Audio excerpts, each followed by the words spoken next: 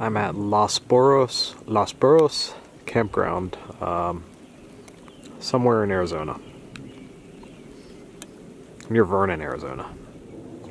I'm all leveled out, ready to set up camp. And there's cattle all around here, so you get to camp with the cattle. I believe that's an old ranger station. I just came out of Gila, and this setting isn't as dramatic, but it's very, very relaxing and very serene.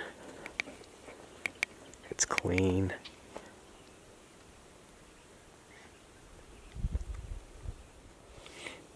I like to leave a little bit of Big Bend everywhere I go.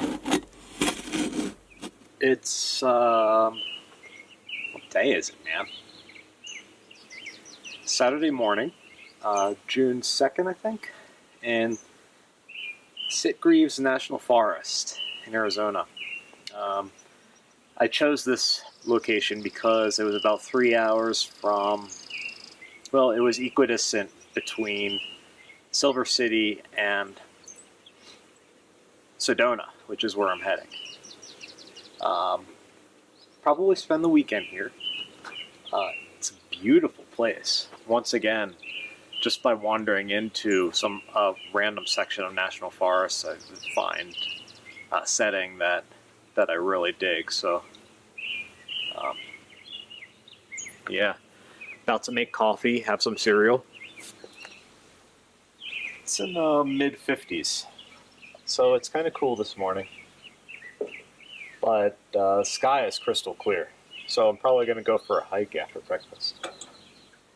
So I was looking at my map last night on Garmin EarthMate, and here, let me zoom in, bear with me.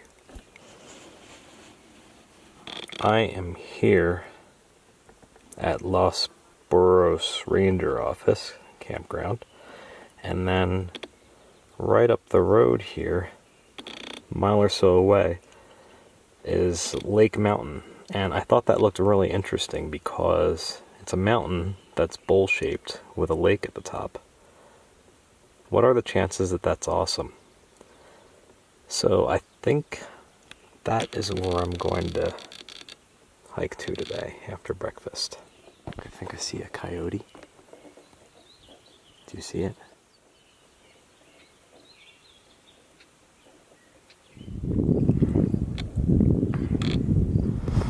Alright, on my way up to the lake on top of the mountain. Okay, sort of change of plans. That hiking trail emptied out onto this forest road. If I follow this up, it goes to the very top of the mountain. It's a little bit shorter, but it looks kind of boring. The biking trail continues this way, and it zigzags a little bit more, a little bit longer, but it looks a little bit more interesting, and it looks like it empties out right at the lake. So, I think I'm going to take the more interesting trail. Can't be more than a couple miles. Oh, so much up. I did not expect this kind of elevation change, but I'm a quarter mile away from my destination, so no stopping now. I think I'm there. This is beautiful, but it's not the mountain lake that I was hoping for, to be honest.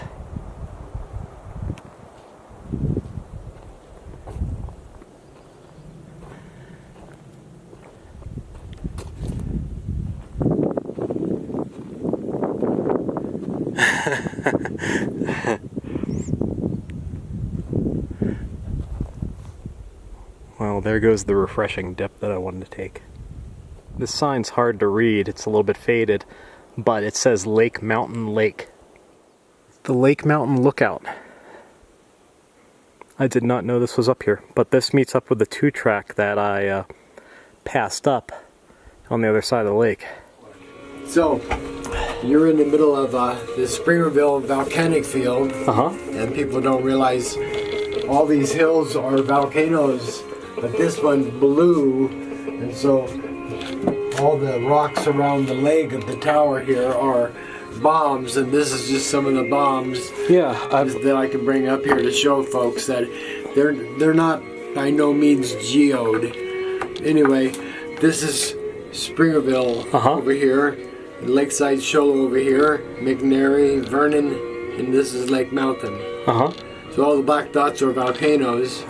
And when this one blew, it collapsed and created the lake.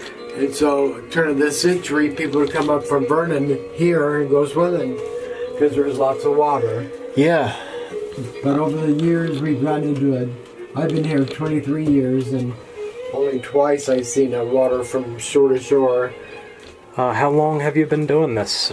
I started in fire in '76, hot shots and helitack, ground tankers, and you get too old for it after a while. You want to be home with your wife every night. Yeah.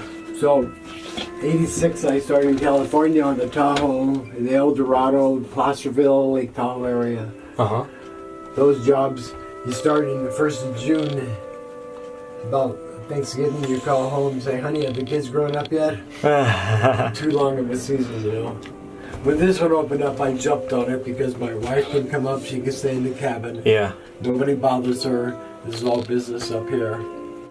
So you can see layer upon layer where they built each year, building it up. Yeah. So the first level was the parking and the storage, and the second level was living quarters, and on top was the tower. That was like a remote, one of the most remote towers. It took a good half hour to get to it from Placerville. I didn't crave society, I didn't crave folks, but when I saw folks, like in my story that I'm writing, I have a daughter now, she was with me. I said, honey, we got visitors. She said, really? She went and made cookies and combed her hair, put on a new shirt. She's all excited because she saw people, you know. Yeah. But I can go for days out, not see anybody out here. This is wonderful. What an unexpected and amazing encounter with Alan at the top of the lookout tower. Alan clearly has a lot of world experience, and he's just a really beautiful man. You could tell that some things in his past were pain, and that he found his peace at the top of that fire tower 25 years ago. I'm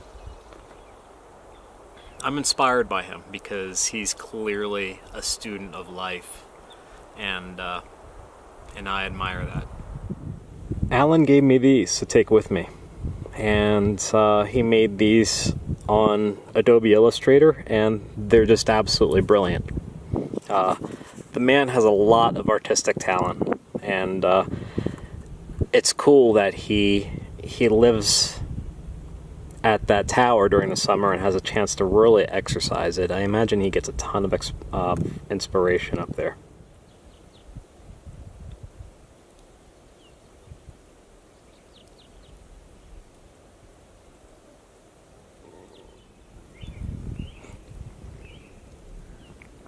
Hot dogs tonight.